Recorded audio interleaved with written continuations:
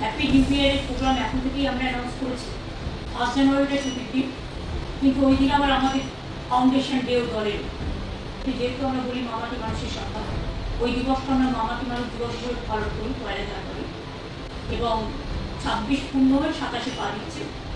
ওই দিন blood donation করে আমাদের ছেলে মেয়েরা, অনেক সাধারণ মানুষ, প্রায় লক্ষাধিক বোতল ব্লাড কালেক্টেড হয়, যেটা থেকে অনেক অসহায় মানুষ বা অ্যাক্সিডেন্টাল কেস বা অন্যান্য কেস তারা সহযোগিতা পায়।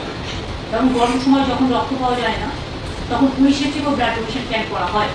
সুতরাং ওই দিনটা আমরা মামাটি মানুষকে ডেডিকেট করব। আর 1 জানুয়ারি যেহেতু ইংলিশ ইয়ারে, ক্যালেন্ডার ইয়ারে 1 জানুয়ারি, ওই দিনটা ছুটি আছে, তো সেই জন্য আপনাদের আগাম সবাইকে শুভকামনা এবং সবাইকে হ্যাপি নিউ ইয়ার জানাচ্ছি।